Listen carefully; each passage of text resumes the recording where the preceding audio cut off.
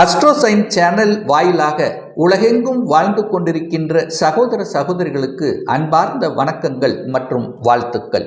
இன்றைய பதிவு புரட்டாசி மாத ராசி பலன்கள். இந்த புரட்டாசி மாதத்தில் இருக்கக்கூடிய இந்த கிரகங்களினுடைய சுழற்சிக்கேற்ப என்ன மாதிரியான பலன்கள், சாதகம் என்ன, பாதகம் என்ன, எதை செய்யலாம், எதை செய்யக்கூடாது, இந்த மாதத்திற்குரிய தெய்வ வழிபாடு எது உகந்தது என்பதை பற்றி டீட்டெயிலாக நம்ம பார்க்க போகிறோம். அதற்கு முன்னால் நிறைய பேருக்கு ஒரு சந்தேகம் இருக்கிறது. அதாவது ராசியை வைத்து பலனை பார்ப்பதா, லக்னத்தை வைத்து பலனை பார்ப்பதா என்று. ஒரு ட்ரெயின் டிராவல் பண்ணுவதற்கு எப்படி 2 தண்டவாளங்கள் மிக முக்கியமானதோ அது போலவே நமக்கு ராசி லக்னம் இரண்டும் மிக மிக முக்கியம். ராசி என்பது மனதை வைத்து கிடைக்கக்கூடிய பலன்கள், லக்னம் என்பது உயிர் ஆத்மார்த்தமாக கிடைக்கக்கூடிய பலன்கள். நம்ம சேனலை ஃபர்ஸ்ட் டைம் நீங்கள் பார்ப்பவர்கள் என்றால் மறக்காம சப்ஸ்கிரைப் பண்ணிக்கிங்க. மீன ராசி அன்பர்களே, பூரட்டாதி 4ஆம் பாதம், உத்திரட்டாதி 4 பாதங்களையும், ரேவதி 4 பாதங்கள் ஆக இந்த 3 நட்சத்திரங்களையும் 9 நட்சத்திர பாதங்களை உள்ளடக்கிய இந்த மீனராசி அன்பர்களுக்கு இந்த புரட்டாதி மாதம் என்ன மாதிரியான பலன்களை தரும் அப்படின்னு பார்க்கும் பொழுது, முதலில் உங்களுடைய எண்ணங்கள், செயல்கள், சிந்தனைகள் எப்படி இருக்குன்னு பார்க்கும் பொழுது, உங்கள் ராசி அதிபதியாக இருக்கக்கூடிய குரு பகவான் 3ஆம் இடத்தில் அமர்ந்திருந்து கொண்டும், உங்கள் ராசியிலேயே ராகு பகவான் ஜென்ம ராகுவாக இருந்து கொண்டு, 7.5 சனியில் விரய சனியாக இருந்து கொண்டு, 6ஆம் அதிபதி கடன், நோய், எதிர்ப்பு, பகை என்று சொல்லக்கூடிய அந்த சூரிய பகவான் உங்கள் ராசியை பார்க்கின்ற காரணத்தால் நிச்சயமாக, அதாவது எந்த ஒரு விஷயமாக இருந்தாலும் கொஞ்சம் யோசித்து செயல்படணும். என கோபம், ஆக்ரோஷத்தை காமிக்க கூடாது, எடுத்தோ கவுத்தோ அப்படின்னு நடக்கக்கூடாது. என விரய சனியாக இருக்கின்ற காரணத்தாலும் ஜென்ம ராகு இருக்கிறதுனால ஆசைப்படக்கூடாது, பிரம்மாண்டமாக ஆசைப்படக்கூடாது. அப்படி ஆசைப்பட்டீங்க அப்படின்னா அதில் ஏதாவது ஒரு சிக்கலை கொண்டு போய் விட்டுவிடும் என்பதையும் ஞாபகத்தில் வைத்துக் கொள்ளுங்கள். அதே சமயத்தில் பார்த்தீங்கன்னா 4ஆம் அதிபதியாக இருக்கக்கூடிய அந்த புதன் பகவான் 7ஆம் இடத்துல ஆட்சி பலம், உச்ச பலம், மூல திரிகோண பலம் பெற்று வலிமையாக வந்து அமரப்போகிறார். அப்போ சுகஸ்தானம் வலுப்பெறக்கூடிய ஒரு நல்ல மாதம். அப்போ யாரெல்லாம் இந்த மீனராசி என்பர்கள் ஒரு வீடு வாங்கணும், ஒரு நிலம் வாங்கணும் என்று ஆசைப்பட்டு கொண்டிருக்கிறீர்களோ அந்த ஆசைகளை நிறைவேற்றி கொள்ளலாம். என விரயமாகணும் அல்லவா? அப்போ சுப விரயங்களை கன்வெர்ட் பண்ணிக்கிறது புத்திசாலித்தனம். என 4ஆம் அதிபதியான புதன் பகவான் வலிமையாக இருக்கிறார். சுக்கிர பகவானும் ஆட்சி பலத்தோட வலிமையாக இருக்கு. செவ்வாய், நிலக்காரகனான செவ்வாய் 4ஆம் இடத்திலேயே அமர்ந்திருக்கு. அப்போ நிலம், வீடு, வண்டி, வாகனம், அசையா சொத்துக்கள் வாங்குவதற்கு ஒரு அழகான ஒரு பீரியட் அப்படின்னு சொல்லணும் இந்த மீனராசி அன்பர்களுக்கு. அதே சமயத்தில் குழந்தைகளுடைய படிப்பு சார்ந்த விஷயங்கள் எப்படி இருக்குன்னு பார்க்கும் பொழுது, குழந்தைகளுடைய படிப்பு நன்றாக இருக்கக்கூடிய அமைப்பு.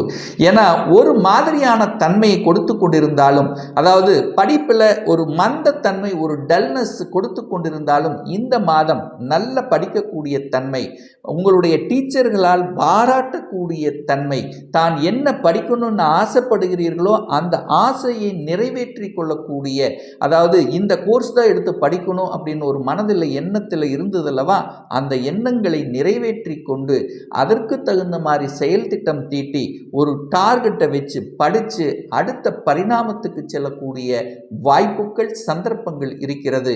ஏற்கனவே படித்து முடித்தவர்களுக்கு இமீடியட்டாக இந்த மாதம் ஒரு நல்ல வேலை அமையுங்கிறதுல எந்த மாற்று கருத்தும் கிடையாது. சரி, எதிரி சார்ந்த விஷயங்கள், கடன் சார்ந்த விஷயங்கள் எப்படி இருக்கும்னு பார்க்கும் பொழுது, அந்த 6ஆம் அதிபதியாக இருக்கக்கூடிய சூரிய பகவான் கேதுவோட சேர்ந்து உட்கார்ந்திருக்கார், 7ஆம் இடத்தில் உட்கார்ந்திருக்கார். 6ஆம் இடத்தில் பார்த்தீங்கன்னா அந்த புரட்டாசி மாதம் 7ஆம் தேதி வரை பார்த்தீங்கன்னா புதன் பகவான் 6ஆம் இடத்தில் உட்கார்ந்திருக்கு. ஸோ 6-7 பரிவர்த்தனை பெற்று இருக்கின்ற காரணத்தால் கடன் விஷயத்தில் பார்த்தீங்கன்னா தன்னுடைய கெப்பாசிட்டிக்கு மேலே கடன் போகக்கூடாதுங்கிறத ஆழமாக மனதில் பதிய வைத்துக் கொள்ளுங்கள். ஏன்னா அடுத்த வருடம் உங்களுக்கு ஜென்ம சனி வருகின்ற காரணத்தால் ஏதாவது ஒரு விஷயத்தில் போய் சிக்குண்டு அதில் கடன் அப்படிங்கிறதுல சிக்கிருக்க கூடாதுங்கிறது தான் இந்த இடத்துல நான் சொல்கிறேன். ஏன்னா அளவுக்கு அதிகமாக தன்னுடைய கெப்பாசிட்டிக்கு மேலே கடன் போகக்கூடாதுங்கிறத ஞாபகத்தில் வைத்துக்கொண்டு, எதிரி சார்ந்த விஷயங்களும் கண்டிப்பாக எதிரிகள் ஏதாவது ஒரு குடைச்சலுங்கிறது இருக்கும். பட் இப்போ சமாளிக்கக்கூடிய ஆற்றலையும் உங்களுக்கு தரும் என்பதையும் புரிந்து கொண்டு, என 8ஆம் அதிபதியாக இருக்கக்கூடிய, அதாவது 8 என்பது வலி, வேதனை, துக்கம், துயரம், அசிங்கம், அவமானம் என்று சொல்லக்கூடிய அந்த சுக்கிரன் வலிமை பெற்று இருக்கக்கூடிய இந்த மாதத்தில் நீங்கள் எதிரிகளை வளர்க்கக்கூடாது அப்படிங்கிறதையும் ஞாபகத்தில் வைத்துக்கொண்டு, அதாவது எதிரிகள் உங்களை விட பலமாக இருப்பார்கள் என்பதை புரிந்து கொண்டு அதற்கு தகுந்த மாதிரி செயல் திட்டம் தீட்டுங்க அப்படிங்கிறதான் இந்த இடத்துல நான் சொல்கிறேன். அதே சமயத்தில் கணவனாக இருந்தாலும் மனைவியாக இருந்தாலும் இந்த மாதம் ஒரு நல்ல வேலை அமையக்கூடிய தன்மை, இதுவரை வேலையில் செட்டில் ஆகலை அப்படின்னு இருக்கக்கூடியவர்களுக்கு வேலையில் செட்டில் ஆகக்கூடிய அமைப்பு. ஏன்னா 7ஆம் அதிபதி வந்து பார்த்தீங்கன்னா பலம் பெற்றிருக்கக்கூடிய ஒரு மாதம். அப்போ 7 என்பது என்ன? களத்திர ஸ்தானத்தின் அதிபதி அல்லவா? அந்த புதன் பகவான் உங்கள் ராசியை பார்க்கக்கூடிய நிகழ்வு இந்த மாதம் இருக்கின்ற காரணத்தால் நல்ல புத்திசாலித்தனம், நல்ல ஸ்ட்ராட்டஜி பிளான் வகுக்கக்கூடிய தன்மை என்பது இந்த மாதம் உங்களுக்கு சிறப்பாக இருக்கு. ஆனால் என்ன, இந்த ராகு கேதுக்கள், ராகு உங்களுடைய ஜென்ம ராசியிலையும் 7ஆம் இடத்தில் கேதுவும் இருக்கின்ற காரணத்தாலும் அந்த 8ஆம் அதிபதியாக இருக்கக்கூடிய சுக்கிரன் 2ஆம் இடத்தை பார்க்கறதுனாலும் சனி 2ஆம் இடத்தை பார்க்கறதுனாலையும் கணவன் மனைவி சார்ந்த விஷயத்தில் கொஞ்சம் விட்டு கொடுத்து அனுசரணையோடு செல்லணுங்கிறத ஞாபகத்தில் வைத்துக் கொள்ளுங்கள். எந்த ஈகோ சார்ந்த விஷயங்களும் கருத்து வேறுபாடு வராமல் பார்த்து கொள்வது நல்லது அப்படிங்கிறத ஞாபகத்தில் வைத்துக்கொண்டு, 9ஆம் அதிபதியாக இருக்கக்கூடிய பாக்கியஸ்தானத்தின் அதிபதியாக இருக்கக்கூடிய அந்த செவ்வாய் பகவான் சுகஸ்தானத்தில் போய் இருந்து குருவினுடைய பார்வை, உங்கள் ராசி அதிபதியினுடைய பார்வை 9ஆம் இடத்தின் மீது பதிவது உங்களுக்கு நல்ல ஒரு விஷயம், ஒரு நல்ல பாக்கியம் உங்களுக்கு கிடைக்கப் பெறுகிறது. அதாவது குழந்தை சார்ந்த விஷயத்தில் குழந்தை பாக்கியம் யாருக்கு கிடைக்கலையே என்று ஏங்கிக் கொண்டவர்கள் அதற்கான அத்தனை முயற்சி எடுத்து பலிதம் ஆகலை அப்படின்னு இருக்கிற எத்தனையோ பரிகாரம் செய்த, எத்தனையோ கோயிலுக்கு சென்ற அப்படின்னு இருந்து அது நடைமுறை சாத்தியம் இல்லாமல் இருப்பவர்கள், மன வருத்தத்தில் இருக்கக்கூடிய உங்களுக்கு இப்போ இந்த மாதம் ஒரு நல்ல பாக்கியத்தை தரக்கூடிய, குழந்தை பேரு கிடைக்கக்கூடிய, அதனால குடும்பத்தில் மகிழ்ச்சியும் சந்தோஷத்தையும் திளைக்கக்கூடிய வகையில் இந்த மாதம் உங்களுக்கு சிறப்பாக இருக்கிறது அப்படிங்கிற ஸ்ட்ராங்கா சொல்லலாம். தொழில் சார்ந்த விஷயங்கள், வேலை வியாபாரம் எப்படி இருக்குன்னு பார்க்கும் பொழுது அந்த 10ஆம் அதிபதியாக இருக்கக்கூடிய குரு பகவான் தனக்கு 6ஆம் இடத்துல போய் மறைஞ்சிருக்கார். அப்போ வேலையில் சில பல அழுத்த பிரஷர்கள் நிச்சயமாக இருக்கும். ஆனால் வேலையை மட்டும் அவசரப்பட்டு ஆக்ரோசப்பட்டு விட்டுவிடக் கூடாதுங்கிறது ஞாபகத்தில் வைத்துக்கொண்டு, அப்படியும் மாறணும் அப்படின்னா இன்னொரு வேலையை அமைத்து கொண்டு மாறுவது தான் புத்திசாலித்தனம் என்பதையும் ஞாபகத்தில் வைத்துக்கொண்டு, ஏன்னா அவசரப்பட்டு ஆக்ரோசப்பட்டு விட்டுட்டீங்கன்னா உங்களுக்கு ஒரு சில வகையில் ஒரு மாதிரியான மன கஷ்டத்தை உருவாக்கிவிடும். ஒரு 2-3 மாதங்கள் ஒரு மாதிரியான தன்மையை உருவாக்கிவிடும் என்பதை ஞாபகத்தில் வைத்துக்கொண்டு செயலாற்றுங்கள். அதே சமயத்தில் குரு பகவான் 11ஆம் இடத்தை பார்க்கிறார் அல்லவா? தனக்காரகன் 11ஆம் இடத்தை பார்க்கும்போது தனம் ஏதாவது ஒரு ரூபத்தில் உங்களுக்கு வந்து கொண்டு இருக்கும்.